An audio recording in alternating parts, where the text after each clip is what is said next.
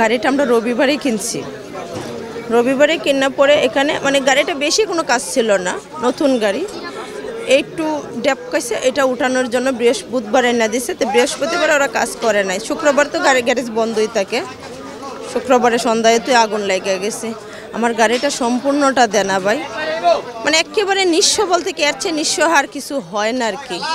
সম্পূর্ণ এখন সরকারের কাছে আমার আকুল আবেদন, সরকার যেন আমার ক্ষতিপূরণটা দেয়।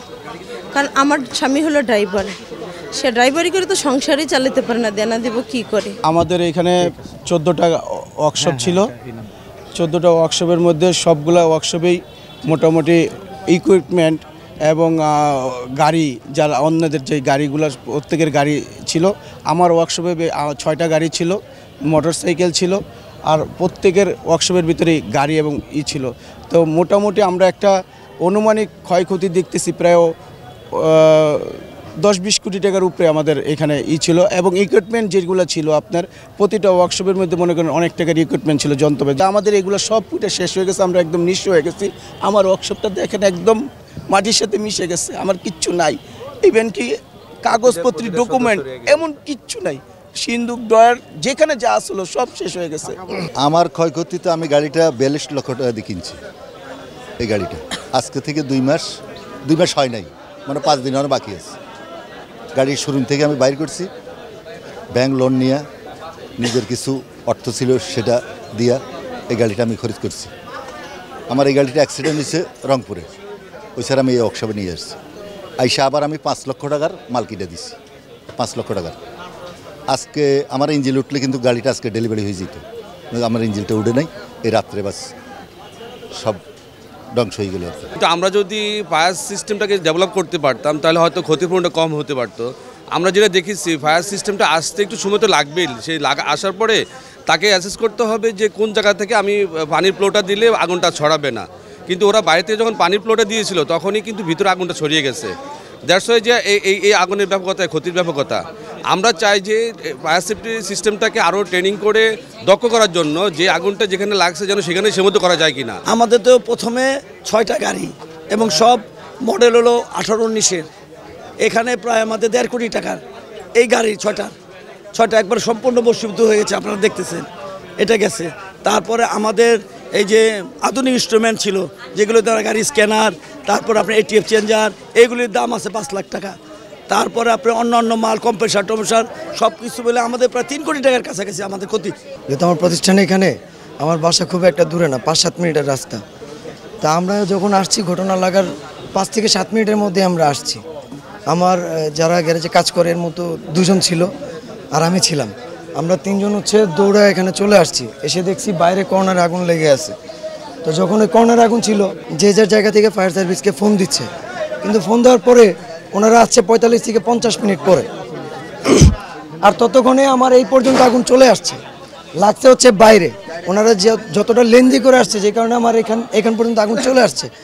তো ভিতরে এমন একটা অবস্থা হয়েছে, এই গ্যারেজ পট্টিটা তো ইউ শেপের, যে কারণে কেউ একজন ঢুকলে বের হওয়ার মতো আর অবস্থা নাই। তো যে কারণে কেউ ভয়েও ঢুকতেছে না। বাইরে যে উৎসব জনতা ছিল তারা সবাই বাইরে ছিল, কেউ কিন্তু জানের ভয়ে ঢুকতেছে না।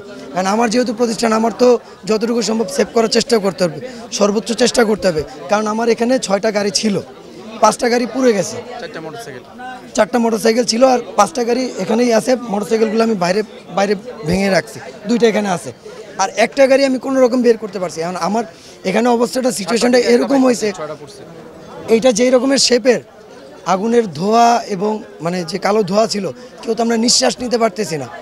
আর সবচেয়ে বড় বিষয় হচ্ছে এখানে যে গ্যারেজ মালিকগুলো ছিল, মোটামুটি ওনারা প্রায় 30 জনের মতো হবে, পুরোটা পট্টির মধ্যে গ্যারেজ মালিকরা। অনেক স্পেয়ার পার্টস ছিল, বেশ কিছু মনে করেন ইঞ্জিন আইটেম, আপনার অনেকগুলো ইঞ্জিন ছিল, গিয়ার বক্স ছিল এবং আমাদের ইকুইপমেন্ট ছিল। তো এখন আর কি বাকি তো সবই শুনলেন, সবাই বলছে। কিন্তু এখন হলো আমাদের যে অবস্থা হয়েছে, আমরা যে এখান থেকে ঘুরে দাঁড়াবো এখন কোনো বোঝা নেই। এখন যদি সরকার মনে করেন আমাদেরকে, আপনাদের মাধ্যমে সরকারকে জানান দিতে হবে যেন সরকার আমাদের পাশে এসে দাঁড়ায়। গত 10 বছর থেকে এখন অনেক আপডেট। আমাদের প্রত্যেকটা ওয়ার্কশপ মালিক আমরা এখন ব্যাট দেই, ট্যাক্স দেই, গভর্নমেন্টকে প্রচুর টাকা আমরা প্রতি মাসে দিয়ে থাকি। আমাদের এরকম ট্রেজেডির সময় যদি গভর্নমেন্ট আমাদের পাশে না দাঁড়ায়, প্রত্যেকটা ওয়ার্কশপ এখানে শত শত গাড়ি পুড়ে গেছে। এখন যদি আমাদের ওয়ার্কশপ মালিকদের পক্ষে না দাঁড়ায়, এই ওয়ার্কশপ মালিক এবং কর্মচারী, একটা ওয়ার্কশপে ন্যূনতম 15 জন স্টাফ আছে, এরা মানে নিঃস্ব হয়ে যাবে যদি গভর্নমেন্ট এই সময় আমাদেরকে সাপোর্ট না দেয়। এটা দেখি আমাদের এগুলো সব পুরো ছাই। আসলে আগুনের সূত্রপাত থেকে সেটাও আমরা বলতে পারতেছি না। আর নর্মালি এসে যখন আমরা আসছি তখন দেখি যে আমাদের আসলে রাখার মতো আর কিছু নাই। ফায়ার সার্ভিস যে কী কাজ করছে এটা আসলে ভাষায় প্রকাশ করা যাচ্ছে না, যে 10টা ইউনিট ফায়ার সার্ভিস কাজ করছে, কোন জায়গা থেকে কাজ করলো, কিভাবে কাজ করলো। যদি একটা মানুষের সব কিছু পুরো ছাই হয়ে যায়, ফায়ার সার্ভিস যদি এমন একটা সময় এসে কাজ করে যে আমার সব পুরো ছাই হয়ে গেছে, তারপরে ফায়ার সার্ভিস কাজ করছে, এখানে বাঁচানোর মতো কিছু না, এক উপরওয়ালা ছাড়া। আর যদি সরকার সহযোগিতা না করে তাহলে আমাদের পক্ষে আসলে এখান থেকে উঠে দাঁড়ানোর মতো আর কোনো সুযোগ নাই। শুধু এর সাথে বলতে চাই যে বর্তমান পরিস্থিতিতে আমার ভাই বলেছেন যে মানুষ ঘরের কারিগর, আমাদের থেকে সরকারের বিভিন্ন ট্যাক্স আছে, সব কিছু আছে, কিন্তু আমাদের এই সেক্টরটা ভীষণ অবহেলিত।